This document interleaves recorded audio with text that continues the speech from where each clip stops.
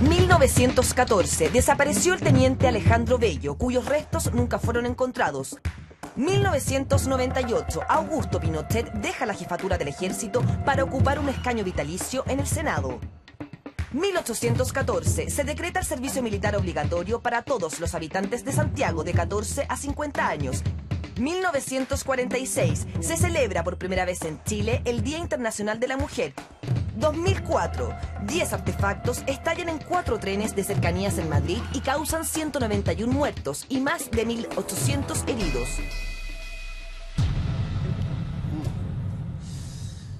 No me digan. Estas cosas ocurrieron en una semana como esta. Y en una semana y en un día como hoy, partiendo la temporada, nuestro primer invitado, el presidente interino de la UDI, Javier Macaya, diputado de ese partido. Javier, gracias por estar aquí, muy buenas noches. Muchas gracias por la invitación, buenas noches. Javier, quiero invitarte y a ustedes también en sus casas a ver una nota y ya volvemos aquí a la mesa. Ya no se dimensiona el grado del terremoto y la ansiada unidad no se vislumbra.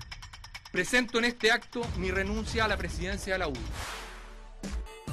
Con un discurso que pretendía plasmar un sello modernizador, hace 309 días asumía el ala joven del partido, dejando atrás la hegemonía de los coroneles. Era necesario y bueno reforzar caras en la UDI. Con aires de renovación, comenzaron así su arremetida. Los chilenos nos rebelamos a que Chile se estanque en la mediocridad. Yo me rebelo frente al desempleo. Me rebelo ante la forma que este gobierno enfocaba a la pobreza. Poco duró la alegría, meses después comenzó la debacle, aunque uno de los mandamases lo negaba. No existe, ni ha existido, un sistema de financiamiento ilegal para la UDI. El año 2013 solicité apoyo económico al señor Hugo Bravo. Quiero reconocer que el mecanismo utilizado para tales efectos fue irregular. La polémica se agrandó como bola de nieve. Se sumaron disculpas públicas, errores involuntarios y las defensas se atrincheraron. Congelar la militancia es un castigo sin que haya certeza de la culpabilidad, no corresponde. El proceso judicial está en curso. Dejemos que las instituciones de nuestro país funcionen. El caso Penta dejó expuesta a la UDI. Los datos que se conocieron por la prensa y después en la formalización agudizaron el diagnóstico. Hay una cultura corporativa de un grupo de empresas bajo el paraguas de Penta y hay una cultura de infracción de parte de un conglomerado político. Con Carlos Alberto Délano en prisión preventiva, parecía insostenible la continuidad de su sobrino al mando del grimelismo, aunque este esgrimió otras razones para dar un paso al costado. La renuncia no tiene nada que ver con el debate interno a la UDI. En este momento hay solo comprensión, solo cariño. El diputado Silva dio un gesto, me parece súper bien que lo haya dado. Tardío, pero lo dio. Pero Silva no fue el único. Yo siempre he tenido mi renuncia a disposición de la mesa. Y lo que he hecho, una vez que tomó la decisión Ernesto, la he hecho efectiva. Hoy el desafío es buscar un nuevo timón. La tensión está dividida entre seguir con los nuevos aires o volver a los viejos estandartes.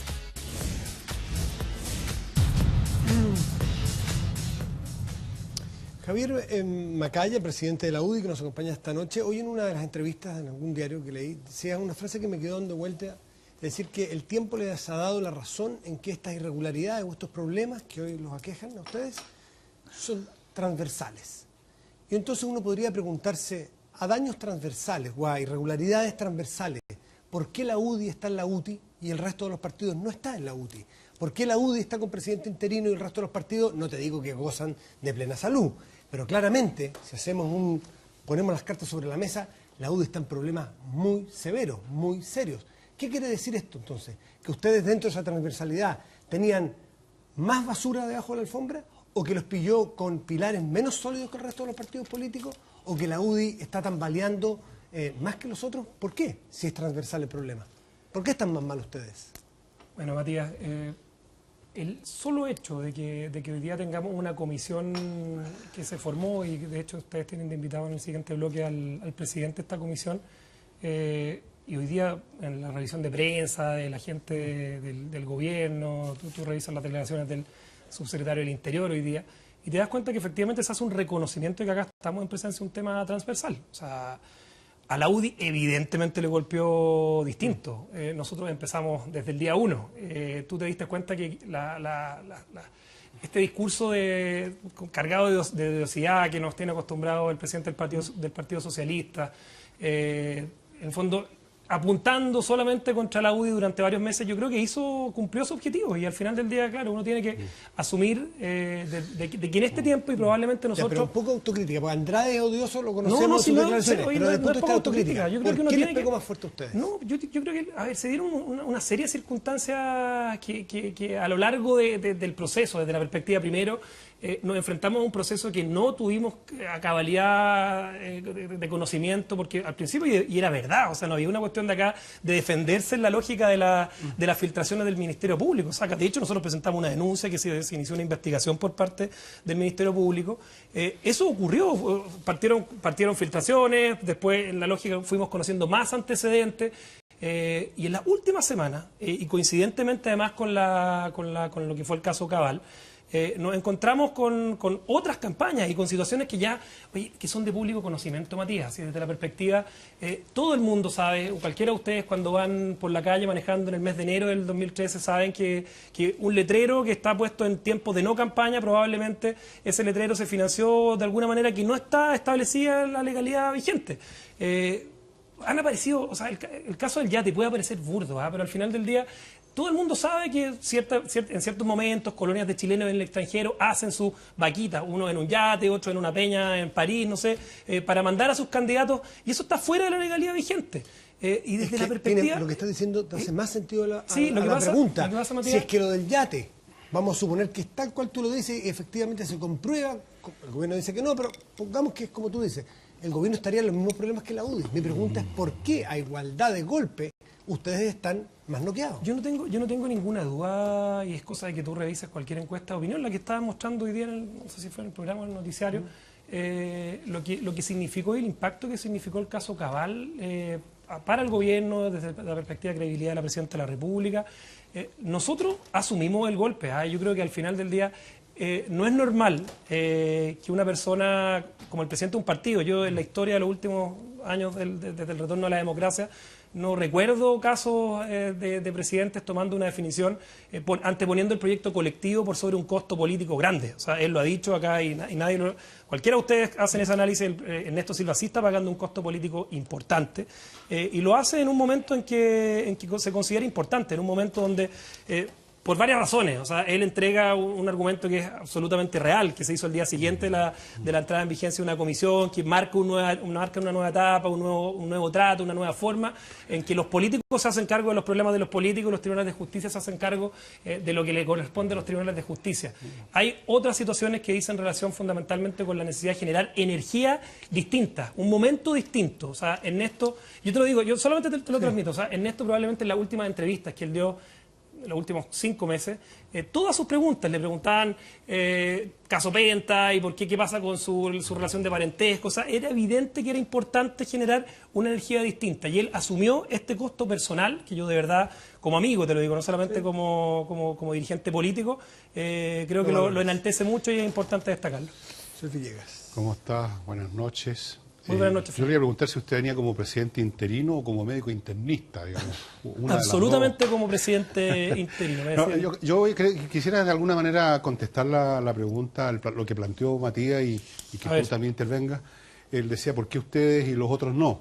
Y yo creo que la razón principal es que la UDI como partido está espiritualmente, yo no sé si en la UDI, yo diría más bien que está un poquito muerta.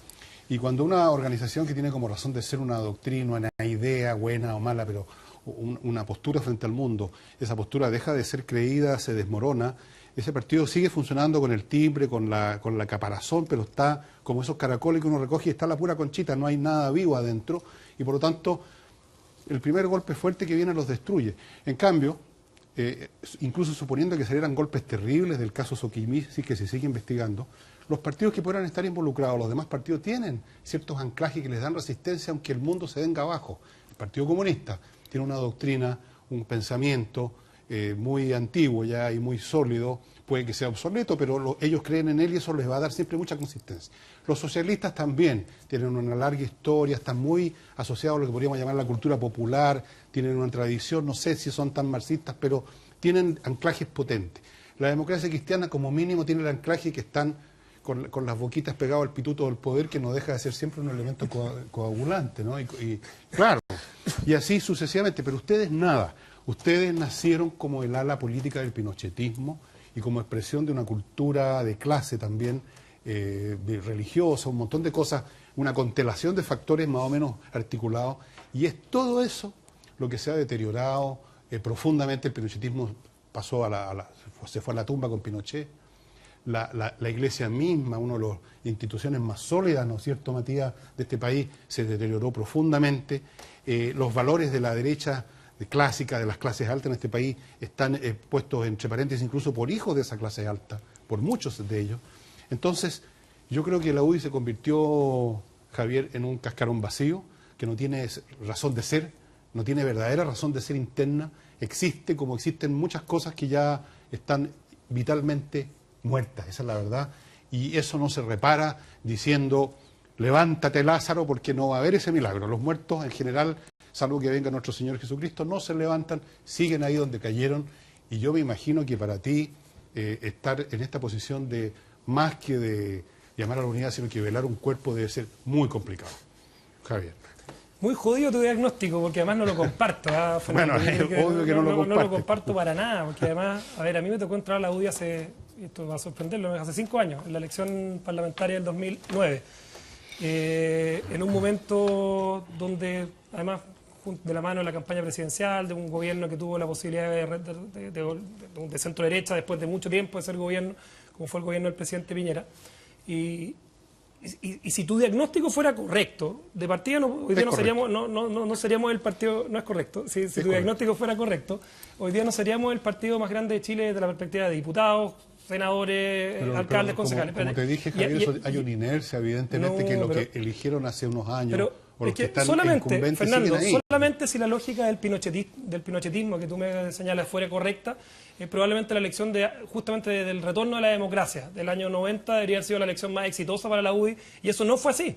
La elección del año 90 teníamos 10 diputados, 2 senadores, un senador en su momento, o sea, en esa lógica la UDI fue construyendo un sentido de trabajo en el mundo popular, de tener la capacidad de reforzar un rol no de protección de grupos religiosos, pero sí de inspiración cristiana, no de un modelo de defensa de intereses corporativos y empresas, que hay muchos empresarios militantes de la UDI, pero sí una defensa del modelo de la libertad, de la meritocracia, y probablemente, Fernando, y en eso yo puedo coincidir con tu diagnóstico, hoy día tenemos que hacer un cambio radical. O sea, la UDI tiene que hacer un cambio radical de aquí en adelante. O sea, tenemos que pararnos porque probablemente lo que hagamos de aquí al 10 de abril, cuando elijamos al próximo presidente del partido, va a ser un proceso donde vamos a tener que reflexionar profundamente de lo que hemos hecho y lo que tenemos que hacer para adelante. La relación que tiene el dinero con la política. O sea, para ustedes probablemente es una novedad que la UDI hoy día se plantee en esta discusión de la regulación de la política y el dinero desde una óptica de hacer transparente todos los aportes de las empresas o de las personas, porque incluso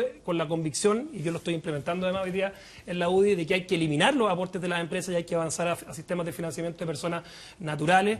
Tenemos muchísimas tareas. Yo creo que la UDI ha tenido vínculos desde la perspectiva de opinión pública malo, y hay que avanzar, y yo en eso creo que la siguiente etapa de la UDI, más allá de un tema generacional, no se trata de que acá haya una continuidad de la directiva de Ernesto con gente joven, porque yo creo que los cambios los puede hacer una persona de 80 con mentalidad, no sé si como la tuya, pero con mentalidad más... Explícate, o si no voy a iniciar un proceso judicial por injuria y calumnia. Pero sí con la posibilidad, no tiene que ver con temas generacionales, que tanto se discute, pero no. Yo creo en ese futuro, y creo en un futuro desde la perspectiva de la justicia, la meritocracia, la posibilidad donde la UDI se renueve. Yo no creo, y los anclajes que tú me has manifestado, yo discrepo profundamente, y creo además que en esta nueva etapa un rol importante que le va a caber a la UDI va a ser tener una capacidad distinta de relacionarse con el resto de la oposición. Hoy día tenemos nuevos movimientos, está funcionando Evópolis, está funcionando el PRI, se incorporó la tradicional alianza que teníamos con Renovación Nacional. Yo creo que eso es algo donde vamos a tener que cumplir un rol distinto a lo que veníamos haciendo. Fernando, tú querías... Bueno, dale, Felipe. Javier, buenas noches. Te leí por ahí en alguna entrevista que el principal desafío hoy para la UDI y para ti era la unidad. de aquí al 10 de abril. Ahora, la unidad para poder construirla tiene que ser en base a un ideario, en base a alguna definición. Entonces te quiero preguntar, o te quiero plantear dos definiciones respecto a dos temas que son importantes. Dijiste, la UDI debe tener la capacidad de desvincularse de cualquier práctica ilegítima, hace algunos días. Entonces te quiero preguntar, como parte de estas definiciones, si tú le pedirías, por ejemplo, a Carlos Delano que renuncie a la UDI como le hizo Pablo Wagner. Mira, yo separo la situación de Pablo Wagner, de Carlos Alberto Delano como militante de la UDI, por lo demás que no ejerce sus derechos de militante hace mucho tiempo y que hoy día está con, yo creo que unas 758 prioridades antes de su militancia en la UDI. Pero yo creo que es un camino que yo creo que se va a dar. Yo creo que se va a dar, y yo hago una diferencia además con lo que ocurre con las situaciones de financiamiento de la política, que yo creo que ahí hay y podemos conversar y profundizar sobre ese tema de cuál ha sido la visión y por qué hemos defendido un poco la lógica de mantener las situaciones de militancia de ellos, más allá de que esta semana, me imagino que ustedes no lo discuten tampoco, se han hecho gestos profundos. Pero a la respuesta de eso yo creo que se va a avanzar en aquella dirección. Ya, pero eso que ¿va a avanzar quién? ¿Va a avanzar él? Te estoy preguntando una definición tuya como estas cosas posible candidato. En los partidos políticos se conversan, Felipe, y al final del día hay momentos para hacerlo y situaciones para hacerlo, y te reitero. En tu postura, ¿tú crees que debería renunciar al partido Carlos Alberto Delano? Es que te reitero, yo creo que son... Sí, mi respuesta es sí, afirmativa, desde la perspectiva de lo que significa hacer una diferencia y un matiz de lo que significaron otras situaciones. Quizás me imagino que ustedes tienen la claridad de que el caso Penta, probablemente si no hubiese sido por esta famosa arista política, no hubiese salido en transmisión continuada durante 4 días, si es que no existiera la arista política. Han existido casos complejos desde la perspectiva empresarial, pero la arista política es lo que lo ha hecho más interesante para los medios de comunicación. Y sí, o sea, la respuesta es sí. Hago... Segunda pregunta. Dijiste también que la situación del expresidente Ernesto Silva la veías como una suma de infortunios. Estoy leyendo textual. Me imagino que hay coincidencia de que se le han dado un montón de... Claro. De infortunios familiares, de relación con socios, con contadores.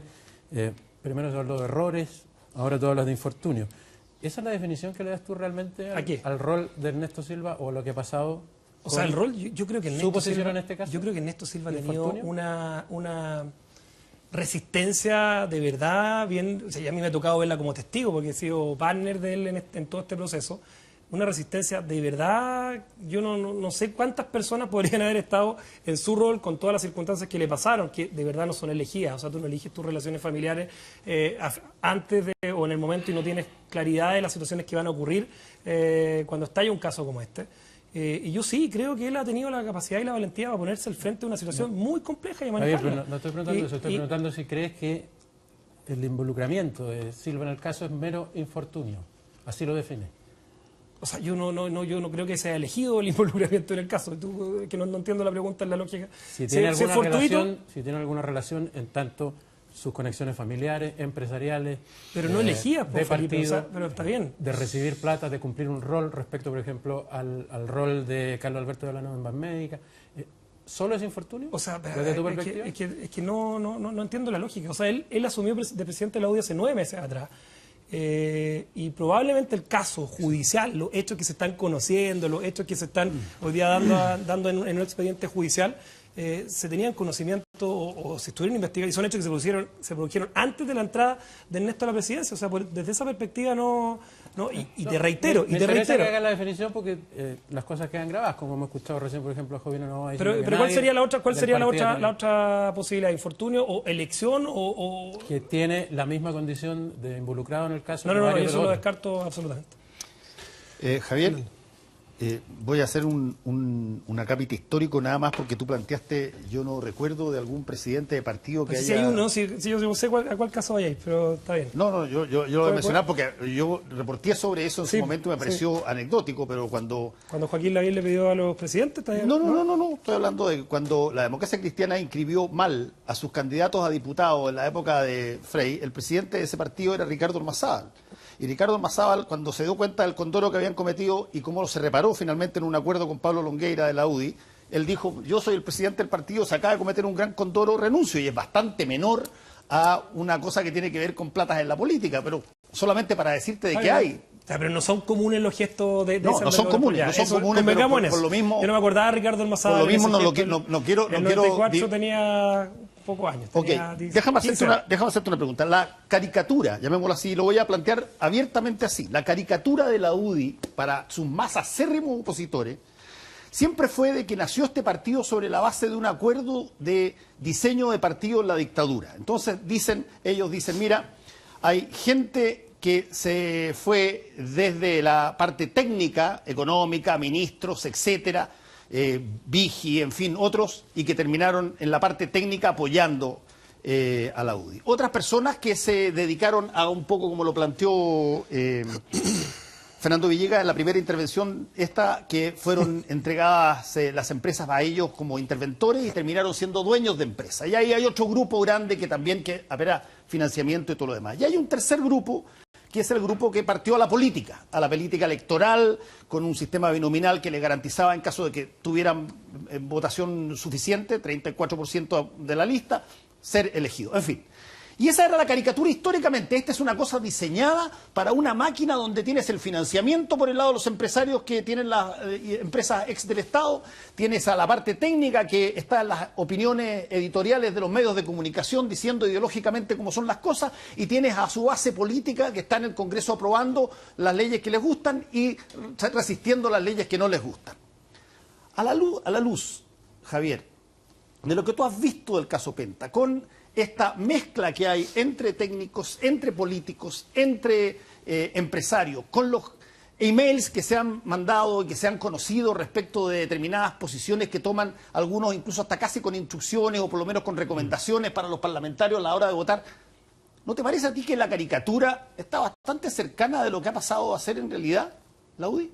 ¿Sabes lo que pasa? Que bajo esa lógica yo me tendría que cuestionar que cualquier persona, o sea, de hecho tú ves la lista de aportes que se hicieron en las campañas el año pasado, y bajo esa lógica cualquier persona que mire los aportes que recibió la Presidenta de la República o el senador Girardi, por ejemplo, por ponerte dos ejemplos, ¿sí?, que recibieron muchos aportes.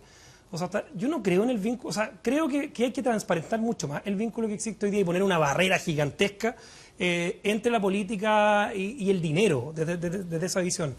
Pero el hecho de que empresarios hayan tenido afinidad ideológica, hayan sido incluso militantes de partidos políticos, como el caso que estamos hablando hoy día, no significa que compraron tu conciencia, que compraron las legislaciones adecuadas para que tú funcionaras solamente en... O sea, yo de verdad, y en eso yo lo comentaba afuera, antes de entrar al estudio con el presidente de la comisión, a mí no me ha pasado nunca. Y yo, de hecho, en la campaña anterior recibí hartos aportes reservados.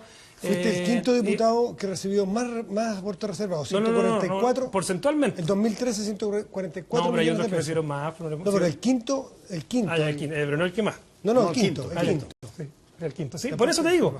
Pero yo, en mi trayectoria, en los 5 años que llevo en el Parlamento, no me ha tocado, y he recibido gente, saber, en función hoy día de lo que hoy día tiene que ser transparente, la ley del lobby, lo que recibe en el Congreso. Pero dime una cosa, pero no Javier, me ha tocado alguien que yo defiendo ideas, yo defiendo posiciones, la visión de la sociedad libre, Javier, el libre mercado. Yo, citando a José Antonio Cast, que es diputado de tu partido, él dijo muy cándidamente a CIPER Chile que el que dijera que no sabía quién le había dado aporte reservado, en realidad no estaba diciendo la verdad, porque todo el mundo sabía quién daba aportes reservados a su candidatura, porque tarde o temprano el donante se lo hacía saber. ¿Tú lo sabes? ¿Tú lo sabes? Yo tengo algunas nociones, pero no absolutas. O sea, de hecho, además, yo tuve una idea que la enquisté en mi primera campaña, que es delegar harto este tema. O sea, delegarlo a gente que tenía capacidad de levantar recursos. O sea, fue como... Está bien, yo quiero profundice. Yo quiero implementar una cosa, a partir de lo que dice Fernando de las caricaturas. También quiero contrastar un poco los slogans o las banderas. Y los slogans lo digo en el buen sentido de la palabra, no ironizando. Sí. Uno de los slogans más potentes de ustedes en los últimos 10 años es la UDI, el Partido Popular, la UDI Popular. Pero se pega de frente el escándalo que los tiene hoy día ustedes bien noqueados es justamente un grupo económico inmenso como es Penta, con brazos lo sabemos, en el área médica, el área financiera, en fin, en un montón de áreas de la economía. Un grupo muy potente que les donó, a través de todos los procedimientos irregulares que el mismo senador Moreira señaló y que ya todos estamos al tanto, unos chorros de plata enormes le llegan a la UDI de la élite económica de Chile y empresarial. Entonces, como decía un amigo mío, no es muy fino el dicho, pero no va el pulso con la orina. Esta UDI popular y este chorro que viene de la élite económica, mira, no conversan estos dos temas. Los resultados más notables de la historia de la UDI han estado dados por alcaldes, concejales. O sea, ¿quién te explica que Eduardo Soto en Rancagua tenga una votación cercana al 70% y sus aportes son... O sea, yo tengo una discrepancia profunda de los que piensan que el dinero, y te lo demuestran campañas como la de Gabriel Boric en Punta Arenas, como la campaña de Eduardo Soto en Rancagua. El dinero tiene un rol, pero no es lo más importante. O sea, yo te digo desde la perspectiva y eso va a cambiar. Yo tengo la impresión de que de la lógica de lo que viene en esta comisión, una de las cosas más importantes... ¿Tienes alguna noción, Javier, de qué porcentaje de los recursos que recibió la UDI en las últimas elecciones proviene del Grupo Penta? Porque quiero saber, como pregunta anexa... Una noción porcentual no la tengo. Porque eso es lo que hoy día todos tenemos en la cabeza, y porque leemos Grupo Penta, Penta. Pero ¿cuántas otras empresas, que la pregunta de todos nos hacemos, cuántas otras empresas o grupos económicos que son muy afines ideológicamente a la UDI le han dado plata y todavía no lo sabemos? Pero la pregunta, Matías, eso vale para todos los partidos. Sí, para todos los partidos. Aquí está presente la UDI. La lista está bien, pero la pregunta, afinidad ideológica, militancia en algunos casos. O sea, yo rechazo rotundamente que eso signifique compra de favores, privilegios, legislación especial para terminar. O sea, no lo comparto. O sea, y esa es la lógica de lo que me partió diciendo Fernando. O sea, en el sentido de que acá unos habían ido a las empresas, otros habían quedado en la política, y después todos de acuerdo para llevarnos la pelota para la casa. Perdón, no hay evidencia, pero hemos visto mails de Carlos Eugenio Lavín a Ernesto Silva, que por lo menos si Ernesto Silva recibió plata en aportes reservados del Grupo Penta, ¿no es cierto? No con boletas regulares, pero entiendo que para aportes reservados, lo mínimo que debería uno suponer de una persona es que corte todo vínculo. Si tú me donaste plata a mí, no me mandes nunca un mail ni te atrevas a llamarme. Lo comparto eso. Y lo comparto, yo creo que vamos a cambiar. O sea, el estándar cambió radical. O sea, hay algo bueno que tiene todo este caso, Matías, y lo que están haciendo en la comisión y la legislación que viene, es que esto cambió y probablemente no va a cambiar por la legislación que hagamos. Esta cuestión es un tema de estándar que se va a autoimponer también. Javier, a propósito de caricaturas que se mencionaron acá, yo creo que como tú pones el asunto de la relación entre el dinero y la política como algo así como en blanco y negro, me compran o no me compran, como resulta siempre difícil imaginar, como resulta difícil imaginar una compra, o sea, yo te compro, bueno, claro, entonces, por definición entonces se rechaza, pero las cosas son más sutiles, tienen más gama, el dinero no necesita comprarte directamente, no necesitan decirte, mire Javier, yo le voy a pasar plata, pero usted va a votar esta ley así o así. Hay influencia, hay un proceso de dejarse un poquito convencer por idea a lo largo en un proceso en el tiempo. Hay una presencia difusa y finalmente acumulativa en los factores que generan un resultado. Ese es el rol del dinero. Y te digo, en este caso, yo creo que sería absurdo satanizar a la UDI en esta pura materia, está bien. Porque creo que la política en Chile hoy se hace y en todas partes con un enorme gasto de dinero. Se gasta enormes cantidades de plata y esa plata viene de algún lado. O sea, aquí los partidos de la Concertación también, por supuesto, les llega plata a alguna parte. Si van a ser realmente serios en esto y cortar ese vínculo, si quieren cortar ese vínculo, y eso también habría que discutir si hay que cortar ese vínculo, bueno, va a haber que hacer un financiamiento a base del Estado, que les reparta a cada cual su cantidad, para que hagan lo que puedan con esa cantidad, y traten de convencer a la gente por una vez en la vida con eso que es un producto escaso, con ideas. Hay una cosa, oye Fernando, pero solamente en tu tema, lo que pasa es que hay estudios respecto a este tema, al que tú planteas, desde la perspectiva de la influencia de la política en los votos, en cómo se comporta un parlamentario. Influye la plata, señor. Pero es el tercer factor.